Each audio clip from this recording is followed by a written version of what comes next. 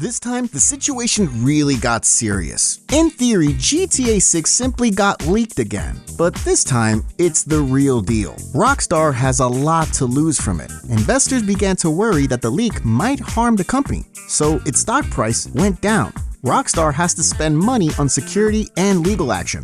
Besides, the leak may reveal unpolished elements of the game and hurt the game's image, which will scare off investors even more, at least in theory. But in this case, the situation looks similar in practice.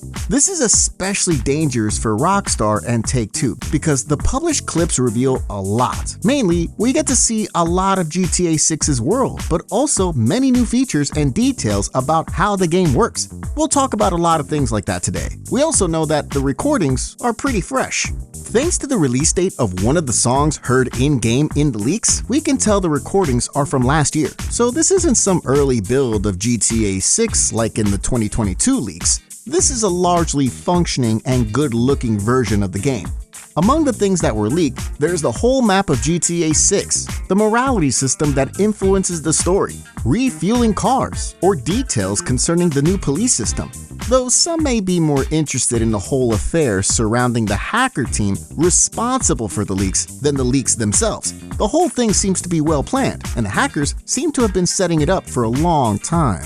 The hacker group responsible for the leak, called CyberLeak, claims that releasing the material is revenge for how the gaming industry operates these days. They claim they were strongly irritated by the fact that Rockstar doesn't plan to release GTA 6 on a disc, yet they're charging a higher price for pre-orders.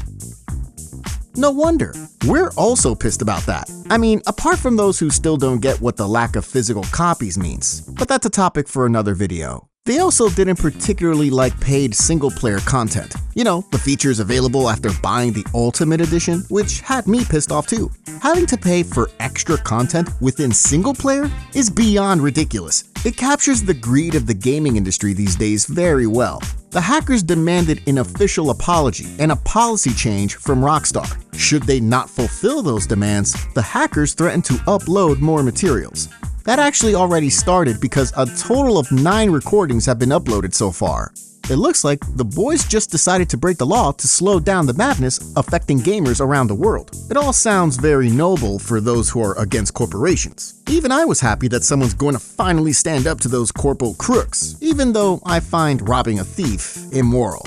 I follow the gaming market quite closely. I look at what Rockstar and Take-Two do. The thing is that they often treat us like tools, and that's just sad. At the end of the day, we are their customers, and they live off our money. It's no mystery that the big companies mostly care about profit, and the consumers are just tools for making them money. The hackers touch on topics that actually pissed off the gaming community recently. So it seems that we should be grateful that such a crew exists and is fighting for our rights. But some notice certain red flags in all this. Some believe there's a catch. Those who saw the recordings definitely didn't miss the big-ass cryptocurrency ad added by the hackers. There's a text saying, "Support us, buy this currency." So isn't the whole stunt just an attempt to earn big money? Well, who knows? I hope not. 2 users on Twitter and the GTA forums, namely ViceKit and King Julian, see the situation a bit differently. It's all about that cryptocurrency. According to the people behind the investigation, the hackers' fighting for gamers' rights narrative is just a manipulation. Thanks to that trick, the people who, for example, also didn't like Sony getting rid of physical game copies would be much more keen to support the hackers by buying their currency. Besides, that's already been happening. On the very first day, the cryptocurrency's total trading volume was the equivalent of $15 million. The hackers receive a trading fee for each transaction. On the first day alone, they made $30,000 in trading fees. We also see that the hackers release the material gradually and engage with the community. No wonder, the longer this whole affair lasts, the more money they can make from it. Additionally, King Julian claims he tracked down the people responsible for the leak and sent the evidence to Rockstar's legal team. Apparently, one of the hackers already has a few frauds to his name under a different alias. And I'll tell you what, I admit that it all looks really suspicious. On one hand, this whole affair made me happy, and I was hoping they'd achieve something. On the other hand, I can't fully turn a blind eye to those red flags. Personally, I still believe they mean well. It's probably a bit naive, but I really do want to believe that. You're naive, my friend. I mean, I won't argue that the hackers have no financial interest in this. Who knows, maybe they'll get caught at some point. Then they'll need the money, and a lot of it too. But I believe that money isn't their only motivation, and that they're actually trying to ensure better conditions for gamers. I believe they want to be our knights in shining armor who will manage to at least slightly change the direction of the industry. And if it turns out money was the only reason for this, then I'll just be sad. I'll probably regret that I let them fool me. Well, time will tell. For now, all we can do is wait. As for whether Rockstar intervened, yes they did. Take-Two subpoenaed Microsoft and Discord. They have until September the 4th to give Take-Two the relevant data of the users related in any way to CyberLeak or the leaks. The recordings themselves are the real deal, and that's what the second part of the video is about. In one of the clips, the person who recorded it writes "leak" on a wall with bullet holes. In 2 other clips, there's a story cutscene included.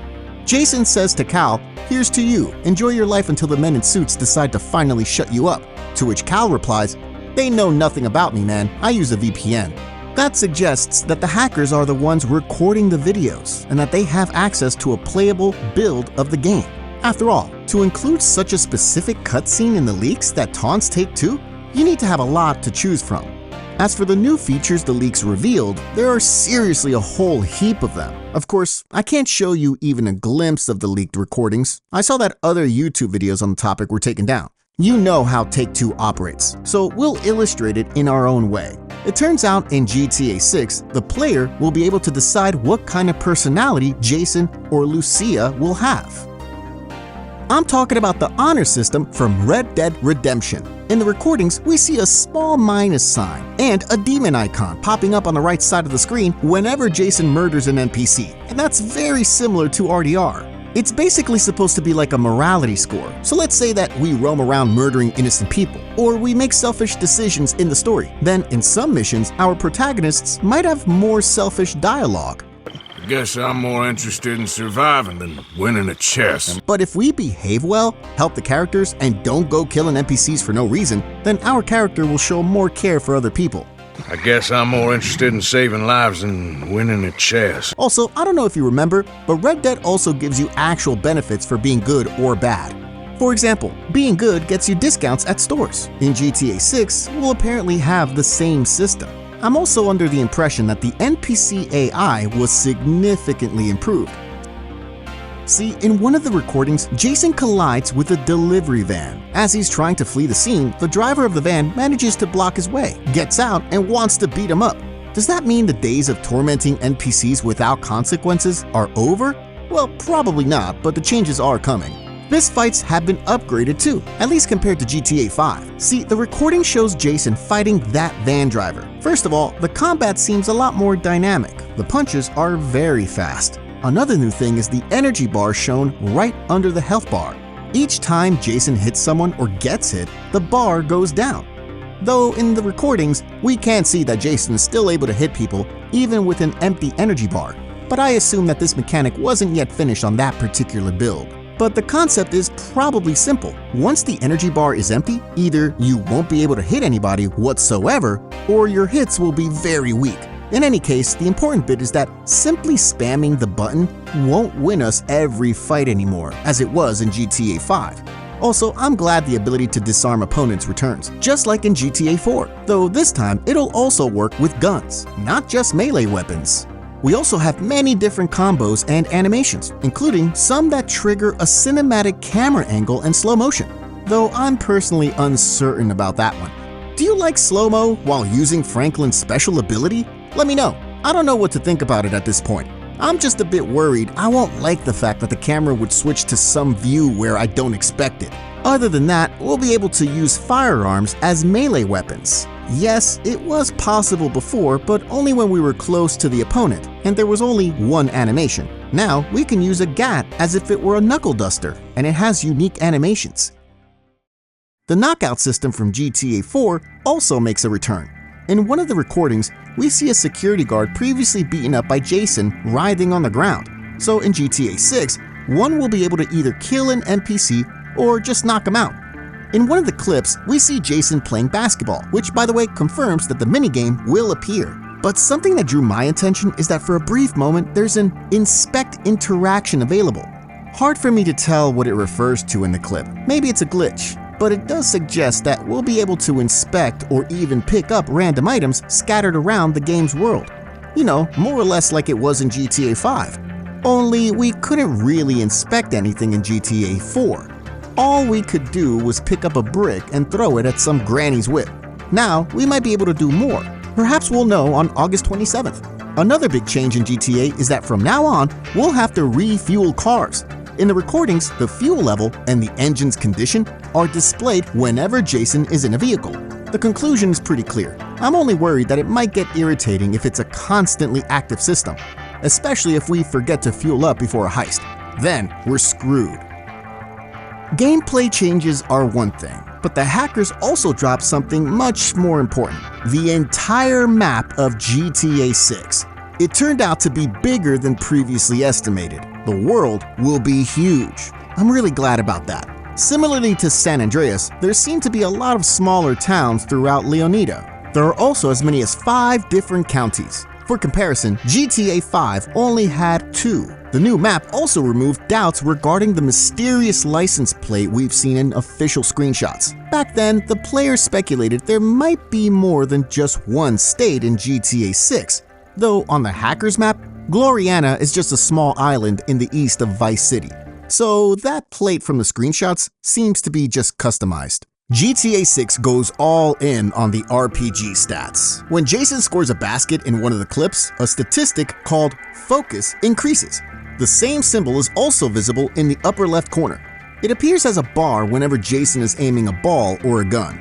That's something separate from energy. The weird thing is that the bar never changes in the clips. It remains a mystery what it's supposed to mean. Maybe it has something to do with the protagonist's overall fatigue. You know, it'd be maxed out after we woke up and it would gradually empty over time. And it'll probably affect gameplay. Maybe it'll be harder to aim, or you'll run slower, or maybe your punches will be weaker. Let me know in the comments. I bet you'll notice something I haven't. Another impressive thing is the ability to interact with the world.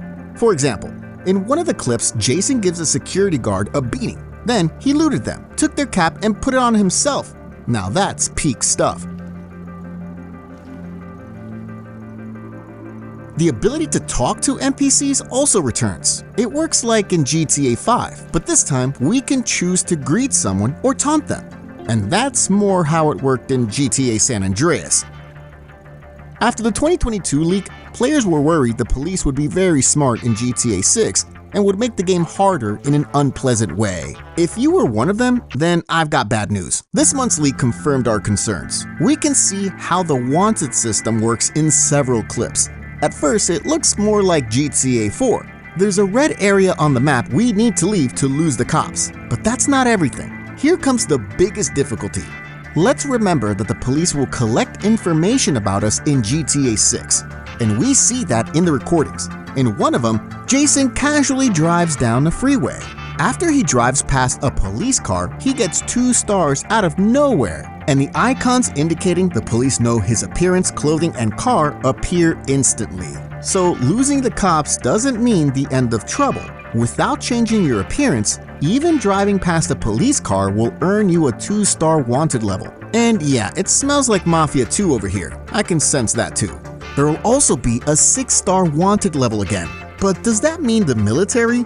We don't know that yet. Do you like managing your money and tracking how much you've got on you and how much is in your bank account? If so, then I think you'll like the next feature. See, in GTA 6, there are 2 separate money amounts in the interface. One of them is marked with a house icon.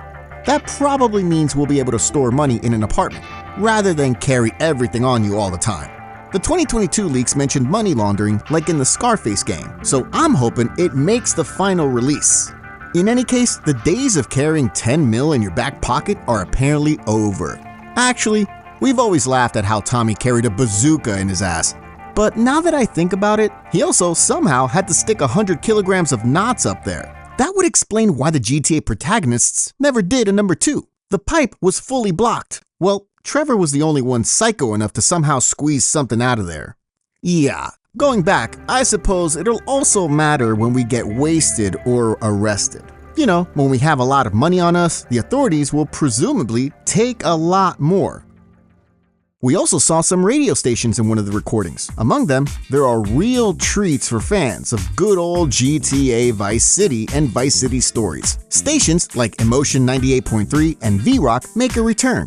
Those who like details might find it useful that subtitles will now appear for all in-game dialogue, even dialogue in free roam. Holy shit! Sure, whatever.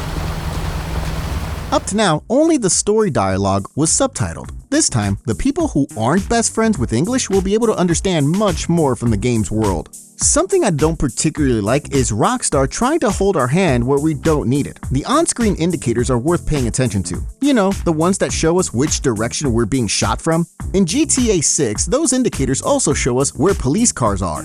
That's never been a thing in the series. Similarly, our safe house and car will be marked with a blip, not only on the radar, but also in the world itself. I personally hope that there will be an option to disable it in the settings like in Cyberpunk. And then there are a few things we already knew about, but the leaks made it clearer how they're gonna work. First up, the healing system. One of the healing items will be Zombix. In the recording, a message appears warning us that repeated use of Zombix will weaken its effect. As you can see, healing through the inventory will have its restrictions. I wonder if GTA 6 is really going to be so hard that we'll actually need to heal. I feel like the newer the GTA game, the easier it gets, and the healing system will be another thing designed to make the game easier for new players. It also got interesting when it comes to stealing vehicles. We already talked about advanced car theft on the channel, where you'll need special items like Slim Jims or some bypasses to unlock a car. Yeah, you gotta have a bypass in your aorta to be able to jack a ride in GTA 6.